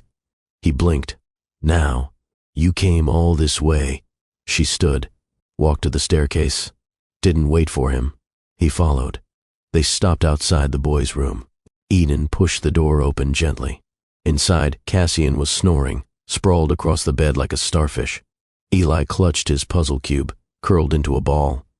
Silas stood in the doorway, hands trembling. "Go ahead," Eden murmured. He stepped in, kneeled beside the bed, placed a hand on Cassian's back, then Eli's. Soft, gentle, protective. Then he whispered, "Good night, boys. I'm here. I'm staying." Back in the hallway, Eden leaned against the wall. He joined her. They stood in silence. No rush, no promises, just the soft understanding of something new taking shape. You don't have to prove it all tonight, she said. I'll still try. Then start here, she added. Tomorrow. Take them to school. You sure? No, she admitted. But I want to be. She reached for his hand, held it, just for a moment, then let go. Good night, Silas. Good night, Eden. He left, but this time, she watched him go with a heart that no longer braced for impact. Cassian tripped over his shoelace 3 steps from the apartment door.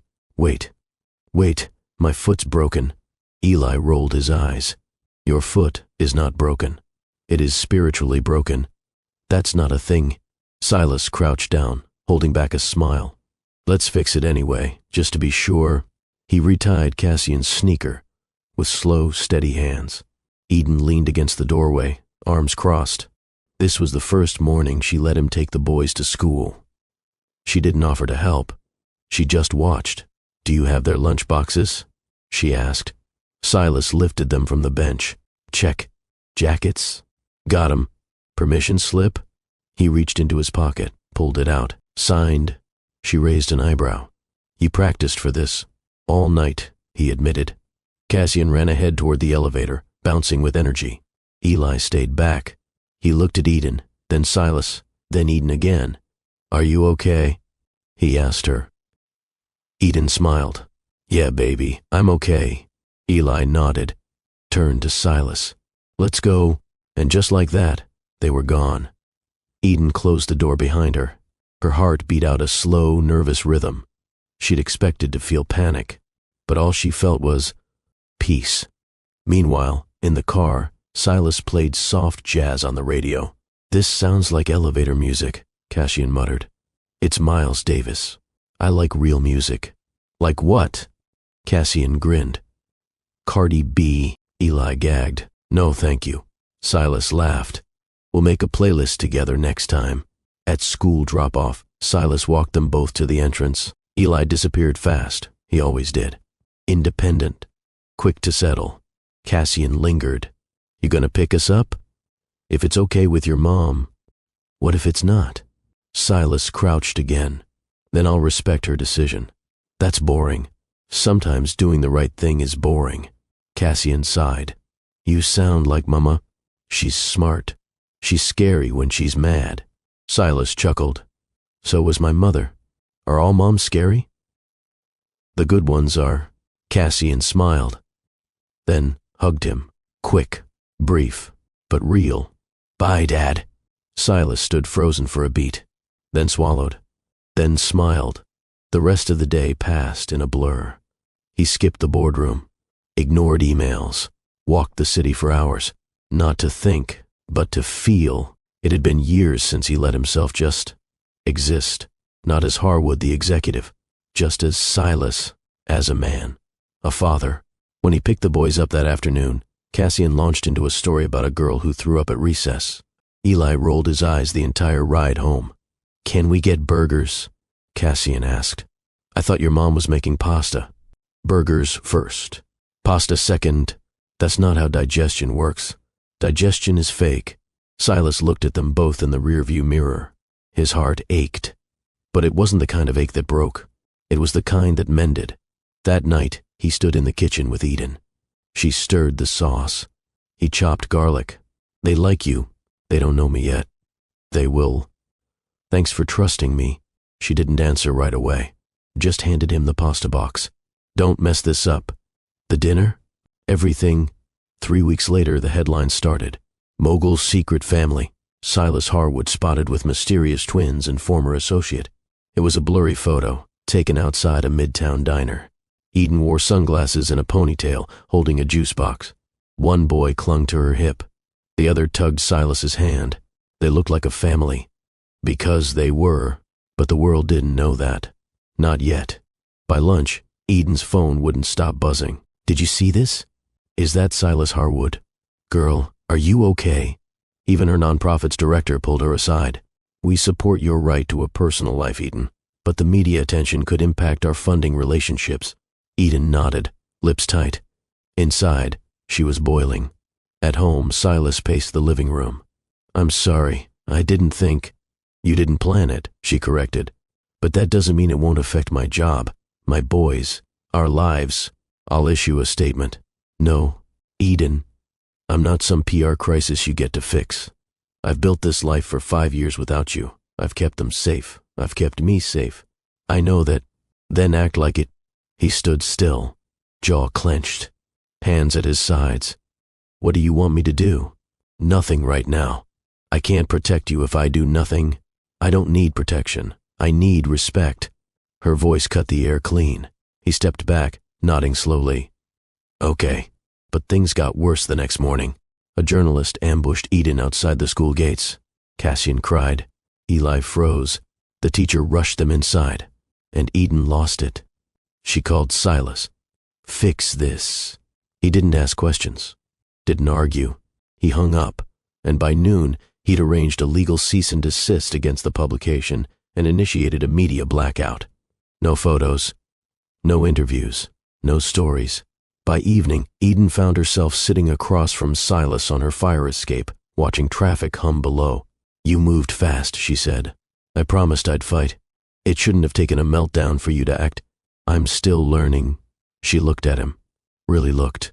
He looked tired, worn, like a man who'd tried for once to carry something heavier than money. You did the right thing, she admitted.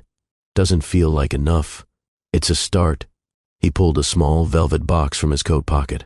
Not a ring, a locket, silver. Inside, 2 tiny photos, Cassian and Eli. I had it made. Eden didn't speak.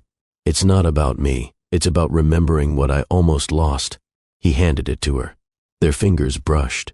Thank you, she whispered. Later that night, after the boys fell asleep, she opened the locket again and cried, not from pain, but from the terrifying hope that maybe, just maybe, this man wasn't trying to own her story. Maybe he was trying to write a new one with her. The boardroom at the nonprofit was silent. Eden sat at the far end of the table, hands folded, spine straight. Across from her were the directors, some she'd known for years, others new. All of them looked uncomfortable. Finally, Marlene, the chairwoman, cleared her throat. Eden, this isn't a reprimand, but the attention you've received lately, it's affecting our public image. I didn't invite the press. We know. But perception is reality.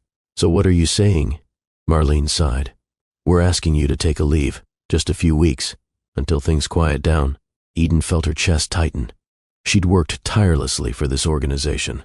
Late nights, unpaid hours, sacrifices, and now she was being pushed aside, not for what she did, but for who she was connected to. I understand, she said flatly. She stood, gathered her things, and left the room without looking back. Later that night, Silas came over with groceries. He found her sitting on the couch, unmoving. They suspended me, she said. He froze. Why? Too much attention, too many headlines. That's not fair. It's life. He sat beside her, quiet. For once, not offering solutions, just presence. After a while, she looked at him. What are we doing, Silas? We're trying to be what? Better. Together. Is that enough? He met her eyes. If it's not, I'll keep trying until it is. Silas stood and walked into the kitchen. When he returned, he carried a small binder. What's this? A trust. For the boys. Eden opened it. It was everything. College, healthcare, safety nets. You're putting this in my name? You're the only one I trust to do right by them. No strings, no expectations. She looked up, stunned. Why? Because if you decide I don't belong in your life, I still want them protected. Her throat tightened. You're giving me a choice. Finally, the silence stretched between them like thread pulled taut. Then she whispered, Stay for dinner. He smiled softly. Yeah? Yeah. That night, while the boys built blanket forts in the living room, Eden cooked. Silas chopped vegetables at the counter. No cameras, no headlines, no pressure, just peace. After the twins fell asleep, Cassian half buried under pillows, Eli holding a flashlight, Eden stood by the window, watching the streetlights flicker. Silas joined her. You okay? She turned to him, slowly, carefully. Then she kissed him, not desperate, not explosive, but certain. I'm not promising forever, she said. I'm not asking you to. But I'm saying yes to this, to now. Silas rested his forehead against hers. Then I'll earn every tomorrow. The envelope arrived on a Thursday, unmarked, no return address. Hand-delivered. Eden found it wedged between a children's drawing of a dinosaur and a water bill on the kitchen counter. She might have ignored it, had it not been for the handwriting. Delicate, sharp, controlled. She opened it. And read. Eden, I am not writing to ask for your forgiveness, nor your approval. What's done is done. You made your choice to raise those boys in secrecy, and Silas has made his to welcome you back into his life. But let me be very clear. I am not part of that decision. I was not consulted. I was not warned. Silas is not just a man. He is a legacy. And you are a disruption. I will not fight you. I have no need. Time does that for me. People like you burn out. People like him regret. For his sake, I hope I'm wrong, but I rarely am. Genevieve Harwood. Eden sat at the dining table long after the kettle stopped whistling. The boys were napping. Silas was at the office, and she was holding a grenade disguised as a letter. Later that night, when he returned, she didn't greet him with a kiss, didn't ask about his day, just handed him the envelope. Your mother wrote me. He scanned the letter once, then again, then slowly placed it on the table. I didn't know she'd do that, but she did. She doesn't speak for me, but she thinks she does. Silas pulled out a chair, sinking into it like he'd aged 5 years in 1 minute. She thinks I'm an extension of her reputation. You didn't deny that 5 years ago. I'm not the same man, but she still has access to your life. To ours. He looked up. I can cut her off. No, Eden said quietly. Don't do that. Why not? Because I don't want this to be about choosing sides. She's trying to scare you. She succeeded. Then, let me fix it. No, Eden repeated. You don't get to silence women anymore. Not her, not me. Silas nodded. Slow, steady. Then what do you want? I want to know that you'll stand by me even if she doesn't approve. You already have that. Do I? You do. She stepped closer, placed a hand over his. Then, show me. Don't just say it. He looked her dead in the eyes. She won't come between us again. That night, Eden tucked the letter into a drawer, not out of denial, but control. This wasn't a threat. It was a reminder of what she'd already survived, and how much stronger she was now. It started with a phone call. A junior analyst from Harwood Equity, panicked, out of breath. Mr. Harwood, there's been a breach. Of what? Internal documents. Someone leaked merger terms to competitors. Silas was already grabbing his keys before the analyst finished. Contain it. I'm on my way. He kissed Eden on the forehead without explaining. Emergency. Don't wait up. Is everything okay? I'll call you when I know more. At Harwood Tower, chaos reigned. Board members gathered in the war room. Security footage played on a loop. Legal counsel spoke in rapid-fire bursts. Silas sat at the head of the table, face carved in stone. The leak was real. Sensitive merger details had landed on a rival's desk. Stock prices were reacting. Investors were questioning leadership. Someone had access. Someone on the inside. He stayed until dawn. When he returned home, Eden was asleep on the couch, one twin curled beside her, the other on the floor wrapped in a blanket. Silas didn't wake them. He just sat in the dark, staring at nothing. Later that morning, his assistant delivered the report. Password logs, file timestamps, download trails, and one name highlighted in red. Ethan Monroe, Eden's younger brother, a freelance IT technician, hired months ago for back-end upgrades at Harwood's Midtown office. Silas's blood turned to ice. He called Eden immediately. She answered on the second ring. Hey, everything all right? He hesitated. I need to talk to you, now, privately. She met him at the cafe on Flatbush, neutral ground. He slid the report across the table. She read it slowly. Twice. Her hands trembled. No, she whispered. He wouldn't. Eden. He wouldn't do this. Not to me. Not to you. His login was used. Then someone used him. You sure about that? She looked up, eyes glassy. Yes. She called Ethan that night. He didn't answer. She left 5 voicemails. Silas put out a quiet investigation request. No police yet. Not until they had proof. 2 days later, Ethan called back. From a blocked number. "Eden, I'm sorry. What did you do? I didn't mean to hurt you. You leaked confidential files. I needed money. So you sold out my children's future? It wasn't supposed to get traced. They said..." "Who said?" Silence. Then he hung up. Eden collapsed to the floor, breath gone. Silas caught her before she hit the tile. "I trusted him," she whispered. "So did I." They sat on the floor for a long time, her head on his shoulder, his arm wrapped around her back, not speaking, not thinking, just breaking, quietly, together. That night, Silas made a choice. He held a press briefing the next morning. No lawyers, no deflection, just truth. "There has been a breach in our internal data. The individual responsible has been identified and terminated. Steps are being taken to protect all stakeholders, and I take full responsibility for hiring oversight." He stepped off the podium, walked straight to Eden, and took her hand, in public. In front of cameras, the headlines shifted, not about scandal, but about accountability and love.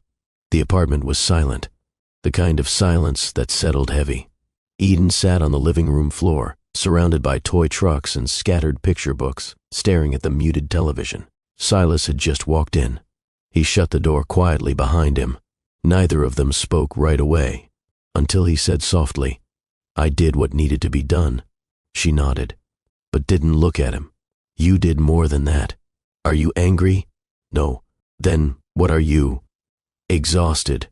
He sat beside her, legs crossed. "I didn't want the world to see me like that. And yet you stood there, in front of cameras, admitting fault for something you didn't do. It wasn't about fault. It was about owning what I allowed to happen. That's more than I ever expected." She turned to him slowly. Tears glistened, but didn't fall. "All my life I've had to protect myself. From men, from systems, from judgment. I know. Even when I loved you, I never really let myself rest. Not completely. I gave you every reason not to. And still, you came back." Her voice broke there. So did her composure. Tears fell. Slow, steady. He pulled her close, held her until the shaking passed. "You asked me once what I wanted," she whispered.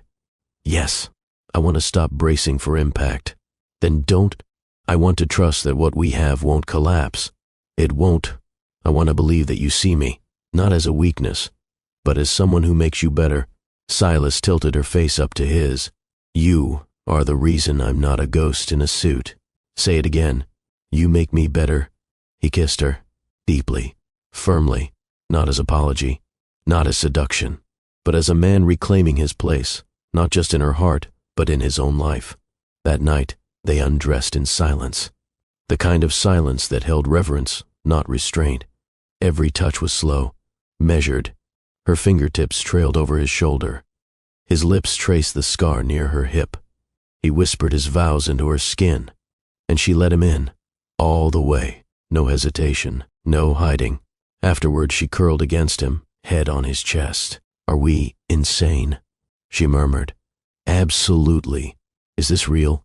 "It's as real as my next breath." "Then promise me one thing. Anything. Don't let me wake up alone again." "You won't." He kissed the top of her head, and meant every word. It was a Tuesday morning when Silas walked into the courthouse. No security entourage, no polished PR team. Just him and his attorney. The press had tried to follow, but Eden had made her boundaries clear. This was not for headlines. This was for the boys. Inside the family division chamber, it was quiet. Eden sat at the far side, the twins nestled beside her. Cassian's fingers tapped against her palm rhythmically. Eli clutched a small plush dinosaur. When Silas entered, their faces lit up. "Daddy," Eli blurted, without thinking. It was the first time he had said it aloud. Silas froze. So did Eden. Her eyes misted, but she smiled. "Come sit," she said softly. He did. The judge, a woman in her 60s with a calm gaze and strong voice, looked over the documents once more. "Mr. Harwood, you understand the implications of this filing? You are requesting full legal paternity acknowledgement, joint custody rights, and all financial obligations to the minors?" Yes, Your Honor. And, Miss Monroe, you consent? I do. Do the minors know what this means? Eden nodded. In their way, yes. Do they understand who this man is? Cassian spoke up. Penty's our dad. Simple. Certain. The judge smiled faintly. Very well. Based on the mutual agreement and verified DNA testing, the court recognizes Silas Harwood as the biological and legal father of Cassian and Eli Monroe. A pause. And by mutual request, they will now carry the legal surname, Monroe Harwood. Eden looked at Silas, startled. He squeezed her hand. They don't just belong to me, he murmured. They belong to you. To us. The court clerk handed over the amended birth certificates. Eden held them like they were fragile artifacts, new documents etched with truth and healing. Outside, the cameras waited. Silas shielded the boys as they exited. But one reporter pushed forward. Mr. Harwood, why now? Why claim them after 5 years of silence? He turned, steady and unapologetic. Because I made a mistake. And you think this fixes it? Nothing fixes the past. But I can choose to be better every day moving forward, and that starts with being their father.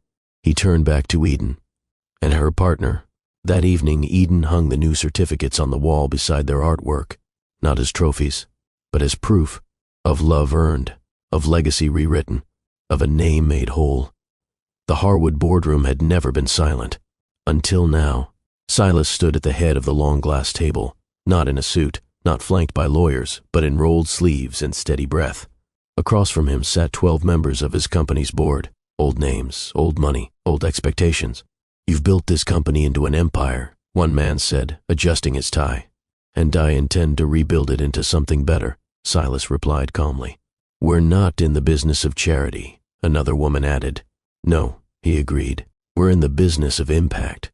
And impact means nothing if it doesn't outlive us with meaning. He placed 2 documents on the table. One was a restructuring plan. The other, a leadership transfer outline. I'm stepping down as CEO, effective in 3 months. Gasps. A pause. Shock. You're handing over control? I'm not handing it over. I'm evolving it. The company will continue under new leadership with revised ethics, accountability measures, and a human-centered vision. We will invest in causes that matter, in lives that matter. The board murmured, unsettled. But Silas stood firm. He wasn't asking for approval. He was giving them notice. Later that evening, Eden sat across from him at their kitchen table, watching him sign the final resolution. You're really doing it, she said. I already did. Are you scared? Only of not spending enough time with you. She smiled, pulling his hand across the table. You're not who you used to be.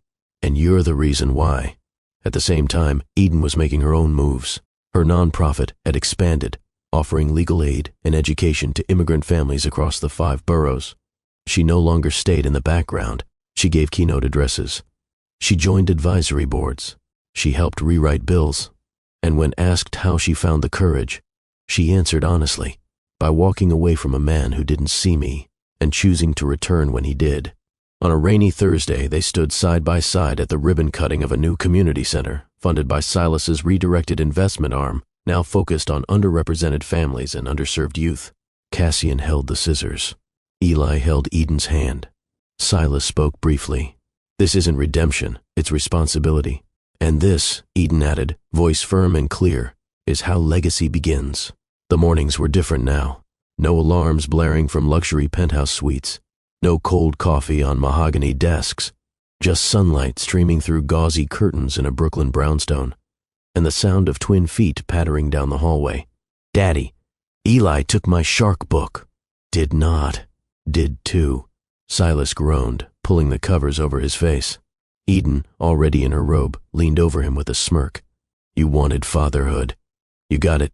Can I at least negotiate quiet hours? Not until they're 18. By 8:15, breakfast was chaos. Pancakes, missing socks, cartoons competing with the morning news. But in the middle of it all, Silas found clarity. Eli tugged on his sleeve, mouthful of syrup. You're not going to the office? Nope. Why? Because this is more important. He ruffled Eli's curls. After drop-off at school, Eden walked beside him down the block. No heels, no briefcases, just fingers laced together. Silas paused outside a florist. "Wait here." He returned with a bouquet of sunflowers. "For what?" she asked. "For every morning I never brought you one before." She blinked back tears. "You keep doing this." "What?" "Reminding me why I came back." That night, after dinner and story time and toothbrush negotiations, the house was still. Silas joined Eden on the couch. She was in his hoodie, legs curled beneath her. "So," he said, kissing her shoulder. "Want to watch a movie?" "Too tired." "Want to talk about our feelings?" She laughed. "You first." "Okay," he said seriously. "I think I'm in love with a woman who's far too beautiful to be human. I think I'm in love with a man who eats half his kids' snacks when they're not looking. I'm claiming survival instincts." She laid her head on his chest. "We did it, didn't we?" "We're doing it." Silas placed a hand gently over her stomach. The smallest swell had begun to show. "I can't wait to meet her," he whispered. "Me neither. What if she's nothing like us?" "Then she'll be everything we didn't know we needed." Cassian's voice called faintly from upstairs. "Mom?" "I had a dream." Eden stood, groaning. "Your turn tomorrow night," she warned. "Deal." Silas watched her disappear down the hall, watched her crouch beside their son's bed, watched her tuck in the boy they made, the life they rebuilt, and in that quiet moment, he understood something for the first time. He was no longer chasing redemption. He was living in grace. The delivery room wasn't chaotic, not like the first time Eden had given birth, alone, scared, with her aunt outside, and no one holding her hand. This time, Silas never let go of her. He held her through every breath, every push, every cry. And when the baby's wail finally filled the room, the doctor smiled. "You have a daughter." Tears spilled from Eden's eyes as they laid the baby against her chest. Tiny, warm, real. Silas stood frozen, stunned by the sight. "She's so—" "I know," Eden whispered. "She's everything." They named her Serafina Rose. Cassian and Eli met her 3 days later. Eli blinked at her. "She's wrinkly." Cassian peered closer. "She smells like apples." Eden laughed, tired and glowing. "She smells like love." Weeks passed. Their brownstone was louder, busier, fuller, diapers on the dryer, bottles in the sink, twins running through the hallway yelling dinosaur facts. And Silas? Silas fell harder than he ever had. Every time Serafina curled her fingers around his thumb, every time Eden walked into a room, cradling their daughter like she was born to do it all. One afternoon, Eden sat on the porch, rocking Serafina in her arms, watching the boys race across the lawn with toy swords. Silas stepped out, coffee in hand. "You know what today is?" he asked. "Tell me." 5 years since I watched you walk away. Feels like a lifetime ago. Feels like yesterday. And yet, here we are." She looked up at him. "Are you happy?" "More than I thought I deserved." "You earned this. You gave me the chance to." He knelt beside her, pressed a kiss to her temple. "I love you." "I know." The front door creaked open. A delivery man stood on the stoop, holding a small envelope. For Mrs. Monroe Harwood. Eden took it, curious. Inside was a handwritten note from the judge who'd handled their custody case months ago. "I don't often send letters, but today I felt compelled. Watching your family reminded me why I do this work. The world needs more stories like yours, messy, honest, redeemed by love. Never forget, your strength changed more than your own life." Eden held the letter to her chest. That night she tucked it inside a photo album, one that held the boys' first drawings, Silas's newspaper headline declaring their union, and now, Serafina's birth announcement.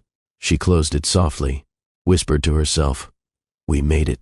As moonlight pooled across the nursery floor, Eden stood at the window holding Serafina. Silas wrapped his arms around her from behind. "She looks like you," he murmured. "She looks like us."